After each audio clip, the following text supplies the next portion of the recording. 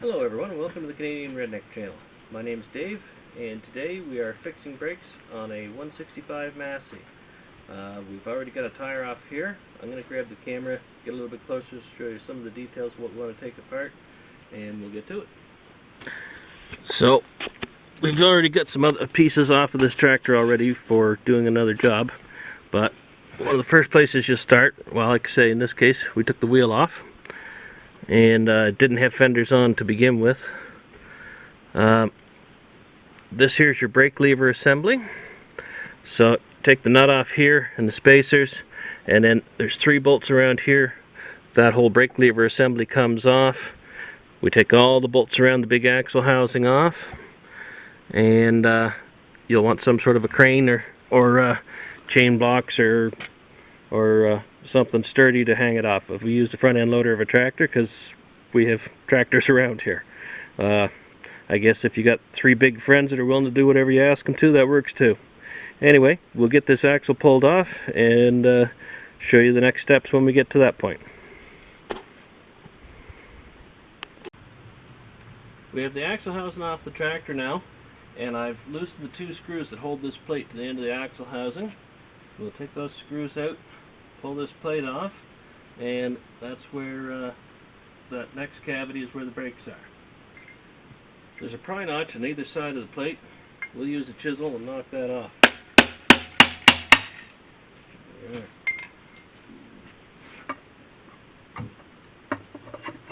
There we go. Plate slides off. That'll need cleaned up.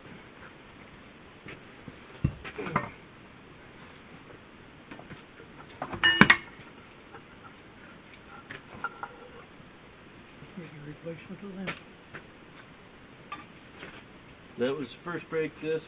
This is the actuator assembly. You have to cock it sideways so you can bring the rod out through, and then the other disc. And as you can see, a lot of the problem with the brakes on this side of the tractor is grease. These are supposed to be a dry brake, and these ones were not. We'll check out the actuators as well, get everything cleaned up, and get started with replacing the parts that need replaced and repairing the rest. We have the actuator here now. We're going to disassemble and clean this and see if there's anything needs replaced in that. So we start out with just a simple screwdriver. You hook it in underneath the spring, give it a little pry.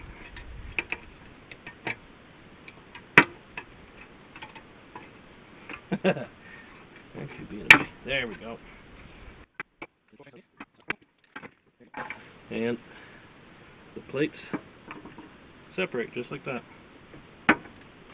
And right away I can see where one of the main problems, one big problem with the brake is, besides being totally covered with grease, these balls are badly pitted. The balls roll up these ramps to put pressure on your brake discs, and these ramps, you can see they get really dirty, and these balls are rusted, they're garbage. We will take and clean these out. You clean out these pockets in the actuators. You can use fine sandpaper, wire brush, wire wheel, and a drill, something along those lines. I have a sandblaster, so I use a sandblaster. It works really well. If you have access to one, it's okay. We've sandblasted out the pockets in the actuators on both pieces. So now, after we got these sandblasted out, the next thing is, these were just coated with gear oil, or actually probably hydraulic oil in the rear end of that tractor. So we've got some handy dandy brake clean, and that's exactly what it's for. It's a heavy duty solvent to get grease off of brake parts. So we'll give it a little splash with that, wipe it off, because you don't want any grease in here on this side of it either. It's really important to get the grease away from these parts, because those balls, you don't want any grease on those balls between the 2 ramps, because that'll just gather brake dust like mad. They cake up and plug up with dust, and then they don't work again. It's just just like having a flat spot on the ball or a groove worn in the ramp. Alright, so we got that side. Flip it over and do the other.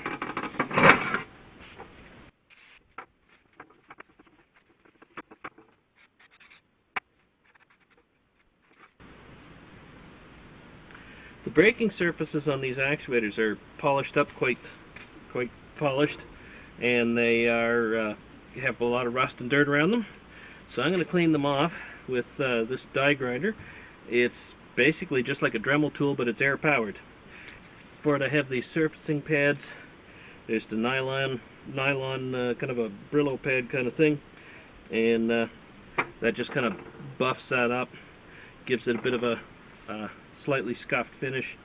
You could use like a wire brush or light sandpaper again, but this tool is pretty handy. I'm going to use it.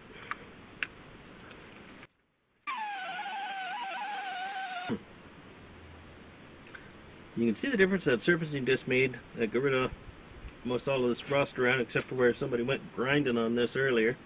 And also, it kind of scuffs up the surface of the brake plate to give it a little more grip. The next thing is to start putting this back together. Alright, I've moved the camera to get maybe a little better angle at what we're working at here, hopefully. So we've got the discs, the discs all cleaned up here, and now we're ready to start reassembling. And like I said, we've got the new balls for them. Drop those in the sockets.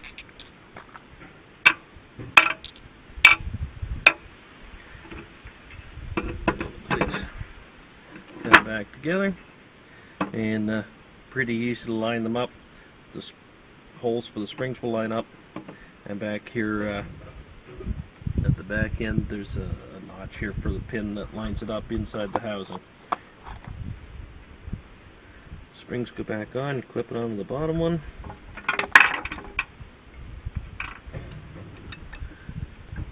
So you clip it on the bottom, and then you just pry and lift it up into place. Like that.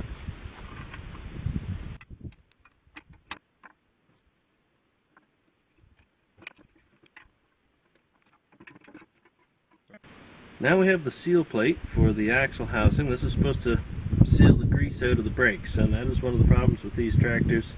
They're supposed to be dry brakes, but they rarely work. Massey Ferguson actually finally gave up and went with brakes on the tractors later on in that series.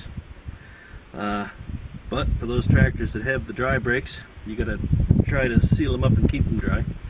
And this is your braking surface on the inside, and that's one of the first things we want to do is get that cleaned up.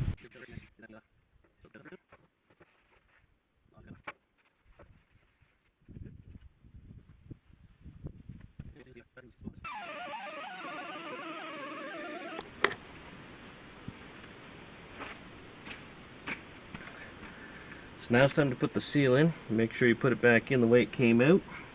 And there's a hole here that lines up with an oil groove there. Or an oil hole rather there. There's a groove all the way around, but it's always a good idea to line it up with the hole anyway. Now you can use various different things to drive that in. 2x4 or large socket. Something like that. The main thing is you try to start it square. I actually have a seal driver here that we will use. We're ready now to reassemble the brakes into the housing. Put a disc on. Now the axle is free floating in this housing, so you'll have to lift it up to put the disc on. Put it back all the way to the back.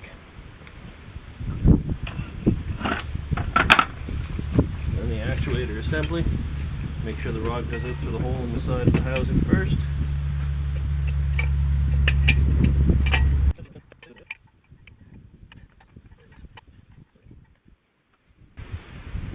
This goes on.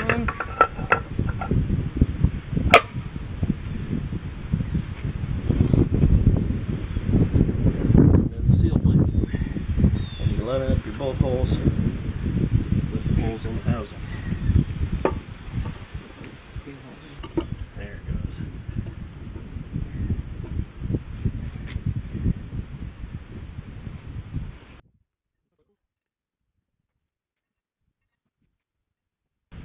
Okay, we'll tighten these screws down, get it moved around into place to put back on the differential.